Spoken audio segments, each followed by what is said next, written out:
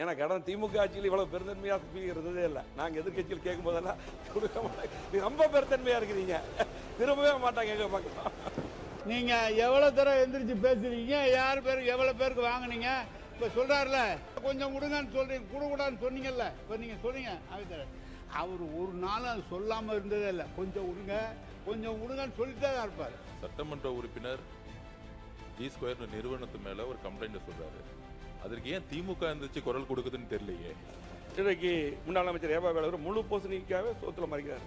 அதான் எங்க முன்னாள் முதலமைச்சர் சொன்னாரு. 55% இது நடந்ததுதான். எங்க அவருக்கு அவர் மாவட்டம் எங்க மாவட்டத்தை பத்தி பேசிட்டு இருக்கேன். சூப்பரா இருக்கு அம்மா, எனக்கு இதோட சீக்கிரம் தெரியும். Chocolate sweetened condensed milk from Milky Mist. Aachi Masala. எந்த சமையலும் ருசி தேடும் ரகசியம். 20 ரூபாய். இனியே பேசலாமா? ஏன்னா கடந்த திமுக ஆட்சியில் இவ்வளவு பெருந்தன்மையா இருந்ததே இல்லை. நாங்க எதிர்கட்சியில் கேட்கும் போதெல்லாம் கொடுக்க மாட்டாங்க, ரொம்ப பெருந்தன்மையா இருக்கிறீங்க, திரும்பவே மாட்டாங்க எங்க பக்கம். மாண்புமிகு எஸ்பி வேலுமணி அவர்கள், பேரவைத் தலைவர் அவர்களே, ஏழையின் சிரிப்பில் இறைவனை காண்போம் என்ற பேரறிஞர் அண்ணாவின் பொன்மொழியை நினைவில் வைத்து, ஏழையின் சிரிப்பில் இறைவன் இருப்பதை சொன்னான் தலைவன், அண்ணன் அவன் சொல்லிய சொல்லை நான் என்னாலும் மறந்ததில்லை என்ற வரிகளுக்கு ஏற்ப மறையும் வரை வாழ்ந்த புரட்சித் தலைவர் எம்ஜிஆர் அவர்கள் தனது ஆட்சியில் ஏழை எளிய சாமானிய மக்கள் உயர்வரும் திட்டங்கள் தந்த பொன்மனச்செம்மல் சத்துணவு தந்து பல்வி கல்வித்துறையில் மறுமலர்ச்சியும் பல்கலைக்கழகங்கள் பல கண்டு உயர்கல்வித்துறையில் உச்சம் தொட்டு வரலாற்று சாதனை புரட்சித் தலைவர் எம்ஜிஆர் அவர்களும் உறுப்பினர் உங்களுக்கு பேரவைத் தலைவர் சொல்றாரு. அவர் மாண்புமிகு எனக்கு முன்னால் அந்த துறையை பார்த்தவர், அவர் துணை கொறடாவாக இருந்தவர். அவர் மட்டும் பேசுறது மட்டும் இல்ல, அவர் சொல்லி 100 பேரும் பேச வைக்கிறவர். அவர் சொல்றாரு திமுக ஆட்சியில் பேச விடல அப்படின்னா அது என்ன நியாயம்? அது என்ன உண்மை? நீங்க எவ்வளவு தடவை எந்திரிச்சு பேசுறீங்க, யார் பேருக்கு எவ்வளவு பேருக்கு வாங்கினீங்க, இப்ப சொல்றாருல யாராவது எந்திரிச்சு உறுப்பினர் கொஞ்சம் விடுங்க கொஞ்சம் விடுங்கன்னு சொல்றீங்க, கொடுக்கூடாதுன்னு சொன்னீங்கல்ல, இப்ப நீங்க சொன்னீங்க. அவர் ஒரு நாள் அது சொல்லாம இருந்ததே இல்லை. கொஞ்சம் விடுங்க கொஞ்சம் விடுங்கன்னு சொல்லிட்டே தான் இருப்பார். அவர் சொல்ற அவ்வளவு எங்களை சொல்லக்கூடாது இல்ல. உறுப்பினர் எஸ்பி வேலுமணி அவர்கள்,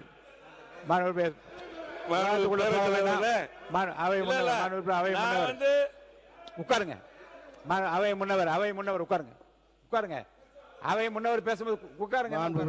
பேரவைத் தலைவர் அவர்களை முன்னாள் அமைச்சர் அவர்கள் சொல்லுகிற போது சொன்னார்கள், நாங்கள் எதிர்க்கட்சியில் அமர்ந்து கொண்டிருக்கிற போது நீங்கள் எப்படி நடத்தினீர்கள் என்பது நாடே அறியும். பேரவைத் தலைவர் அவர்கள் எப்படி கட்டளையிடுவார், பேரவைத் தலைவர் உட்கார் அப்படின்றவர் தப்புன்னு இல்லை, நான் கேட்கறது இல்லை. பொதுவாக பேரவைத் தலைவர் அது போலதான் நடவடிக்கை மேற்கொண்டாரே தவிர வேறொன்றும் இல்லை. எஸ்பி வேலுமணி அவர்கள் நீங்க பேசு. ஆனா நேரு பேசினாரு, மனசாட்சியோட பேசணும். உங்களை மாதிரி இத்தனை வாய்ப்புகள் இடையில அவர் கொடுத்தாரான்னு சொல்ல. நான் அப்ப எதிர்கட்சி கொறடாவா இருந்தா நிறைய பேருக்கு வாய்ப்பு கேட்கறது கடமை கேட்டோம். ஆனால் பாத்தீங்கன்னா அவர் இப்படி திரும்ப கூட மாட்டார், இப்படியே நேராக இருப்பார். எதிர்கட்சி பக்கம் திரும்ப நிறைய பக்கம் டைம்ல சில டைம்ல கொடுத்திருக்கலாம். இதெல்லாம் நடந்ததா? இவ்வளவு வாய்ப்பு கொடுத்தாருன்னா நேரம் என்ன சொல்லணும்? இப்ப இருக்க சமாளி கொடுத்தாரா? அதெல்லாம் கிடையாது. வேண்டாம்.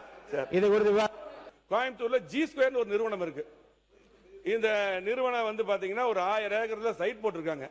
இது பெரிய பெரிய பாறைகள் எல்லாம் உடைச்சு எடுத்திருக்காங்க.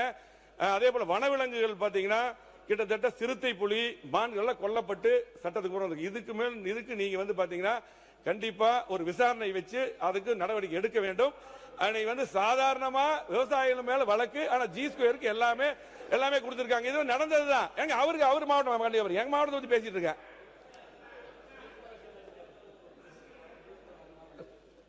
அதே போல முடிச்ச ஹாக்கா பிரச்சனை கோவை மாவட்டத்தில் பொதுப்பணித்துறை அமைச்சர் அவர்கள்.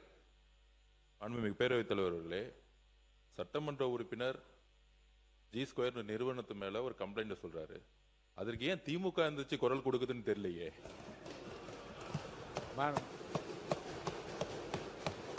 இல்லங்க, பேசுவோர் பட்டியலே போட்டிருக்கேன். அந்த கேள்வி எல்லாம் கேட்கலாமா நீங்க? என்ன மிஸ்டர் ஆஸ்டின், அவர் அனைத்து இந்திய அண்ணா திமுக பட்டியலே நான் போட்டிருக்கேன். அப்புறம் எந்த கட்சி அப்படிலாம் வீணான குழப்பத்தை ஏற்படுத்தணும். உட்காருங்க.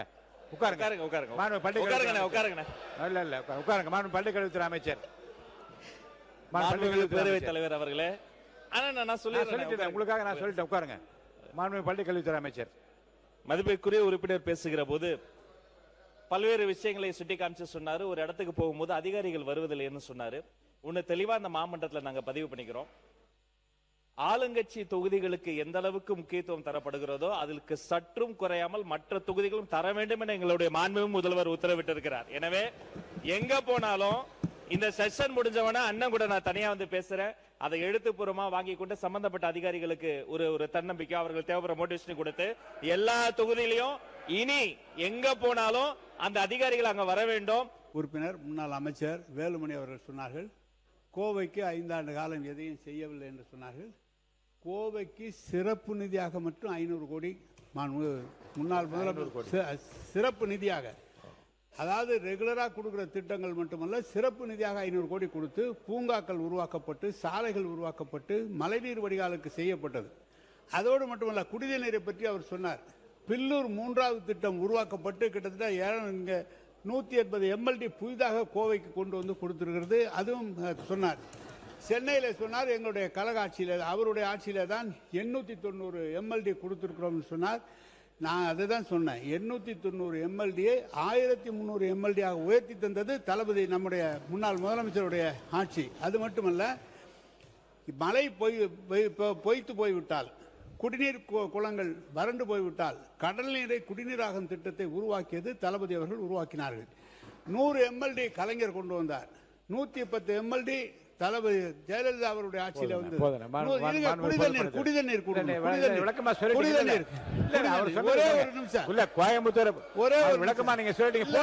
சென்னையை பத்தி சொன்னார். நீங்கள் அளித்த இந்த விளக்கமே போதுமானது. முடிங்க. குடிநீர் திட்டம் கொண்டு வந்து ரிங் மைனை கொண்டு வந்து முன்னாள் முதலமைச்சர் தளபதியுடைய ஆட்சியில தான் ரிங் மைனை கொண்டு வந்து குடிநீர் திட்டத்தை உருவாக்கி தந்தது. எனவே அவர் நாங்கள் 890 சும்மா நாங்கள் 400 1300 MLD கொடுத்தது கழக ஆட்சியிலே தளபதியுடைய ஆட்சியில தான். அவை முன்னவர் அடுத்து பொதுப்பணித்துறை அமைச்சர் சொல்லணும். உட்காருங்க. சொல்றேன். மாண்புமிகு பேரவைத் தலைவர் அவர்களே, அவையில் இது போன்ற நிகழ்வுகள் நடைபெறுகிற போதுதான் ஒரு மரபாக அவை கடைபிடித்து வருகிறது. அவருடைய பெயரை சொல்லுவது என்பது இதுவரையிலும் யாருடைய பெயரையும் உச்சரிக்க கூடாது என்றுதான் சொல்லியிருக்கிறார். நீங்கள் உணர்ச்சி வசப்பட்டு பேசிவிட்டீர் என்று நினைக்கிறேன். மாற்றிக்கொள்ளுங்கள். அவரே சொல்லிட்டார், அம்மையார் என்று சேர்த்துக் கொள்ளுங்கள் சொல்லிட்டார். விட்டுருங்க. பொதுப்பணித்துறை அமைச்சர் போதும் உட்கார் சொல்லிட்டாங்க. மாண்பு உறுப்பினர் உட்காருங்க. நீ உட்காருங்க. அவர் பேரவைத் தலைவர்களே, தென்னகத்தின் மான்செஸ்டர் என்று தான் கோயம்புத்தூருக்கு ஒரு இண்டஸ்ட்ரி இருக்கிறதால சொல்வதுண்டு. அந்த மாநகராட்சியை வளர்க்க வேண்டும் என்ற அடிப்படையில் தான் அந்தந்த ஆட்சிக்கு வருகிற பொழுது அதுக்கு முக்கியத்துவம் தரப்படுகிறது.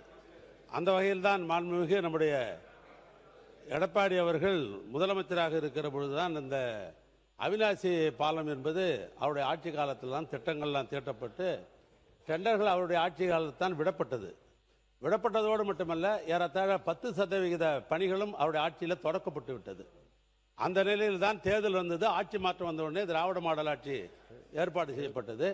இதே சட்டமன்றத்திலே அவர் நெடுஞ்சாலைத்துறையில் அவர் பேசுகிற பொழுது நான் ஒரு விளக்கமே சொல்லியிருக்கிறேன். உங்களுடைய ஆட்சி காலத்தில் நீங்கள் தான் தொடக்கி வச்சிங்க, அதில் ஒன்றும் மாற்று கருத்து அல்ல. உங்களுக்கு ஆட்சியில் தான் டெண்டர் விடப்பட்டது, அதுலேயும் மாற்று கருத்து அல்ல. ஆனால் 10% வேலைகள் தான் பணி ஆற்றியிருக்கிறீங்க. இப்போது நாங்கள் 2021-22 நிதியாண்டில் அதற்காக ஏறத்தாழ 90% பணம் எங்களுடைய பட்ஜெட்டில் நாங்கள் பணம் ஒதுக்கித்தான் அந்த பணி 10.5 கிலோமீட்டர் அந்த பாலம் அது கட்டப்பட்டது என்று ஏற்கனவே சட்டமன்றத்தில் பேசப்பட்டு அதுவும் குறிப்பில் இருக்கிறது. அதோடு மட்டுமல்ல, தென்னகத்தோட விஞ்ஞானி என்று சொல்லப்பட்ட அந்த பகுதியுடைய மக்கள் எல்லாம் கோரிக்கை ஏற்று அப்பொழுது திராவிட மாடல் எங்களுடைய முதலமைச்சர் அவர்கள் ஜிடி நாயுடு என்கிற பெயரில் அந்த பாலம் பெயர் வைக்கப்பட்டு அவர் திருக்கரத்தால் சேர்க்கப்பட்டது. கோவை மாநகரம் வளர்ந்து வருகின்ற மாநகரம், போக்குவரத்து நெரிசல் இருக்கக்கூடாது என்பதற்கு தான் அவனாசியில் 10 கிலோமீட்டர் நீளமுள்ள மிகப்பெரிய பாலம் 1652 கோடியில் நாங்களே அடிக்கல் நாட்டி 45% பணிகள் முடிவுபட்டது. எஞ்சிய பணிகள் தான் அவர்கள் வந்து தொடர்ந்தாங்க. ஏன்னா அடுத்த ஆட்சி வந்ததா தொடர்ந்து அவனை வேற வழி கிடையாது. அதில் 3ஆம் கூட்டுக்குடி திட்டத்தை நாங்கள் நிறைவேற்றணும். அவருடைய துணை முதலமைச்சர் போய் திறந்து வச்சார். அதுதான் நிலப்பாடு. அதோட மேற்கு புறவழிச்சாலை, பல திட்டங்கள் பல பாலங்கள் உருவாக்கியது அதிமுக ஆட்சியில், பல பூங்காக்கள் உருவாக்கியது அதிமுக ஆட்சியில் தான். மாண்புமிகு பொதுப்பணித்துறை அமைச்சர் அவர்கள். மாண்புமிகு பொதுப்பணித்துறை அமைச்சர் தருவேன். மாண்புமிகு பொதுப்பணித்துறை அமைச்சர் அவர்கள். சொல்லிட்டாங்கண்ணே. மாண்புமிகு பொதுப்பணித்துறை அமைச்சர் அவர்கள். மாண்புமிகு பாருங்க நீங்க. மாண்புமிகு பேரவைத் தலைவர் அவர்களே, இன்றைக்கு முன்னாள் அமைச்சர் ஏவா வேலவர் முழு பூசணிக்காவே சோத்துல மறைக்கிறார். அதான் எங்கள் முன்னாள் முதலமைச்சர் சொன்னாரு. 55% பணி முடிஞ்சிருக்கு. அது மட்டும் கொரோனா வந்த காலம் தான் அந்த பால பணி நின்றுச்சு, முழுமையா முடிச்சிருப்போம். ஆனா முழுமையா நிதி ஒதுக்கி எல்லா பண்ணது அதிமுக அரசு. 55% 10% சொல்றாரு, அதுல 50% கொரோனா வந்த காலம் முடிஞ்சு, மீதி அவங்க முடிச்சாங்க. அது மட்டும் இல்ல, ஆஸ்டின் பேசும்போது சொன்னாரு எந்த கட்சியில் இல்ல, நீங்க எந்த கட்சியில இருந்து ஓடுனீங்க எல்லாத்துக்கும் தெரியும், நீங்க எந்த அதிமுக ஓடினாலும் அதெல்லாம் இல்ல. அது மட்டும் இல்ல, பொதுப்பணித்துறை அமைச்சர்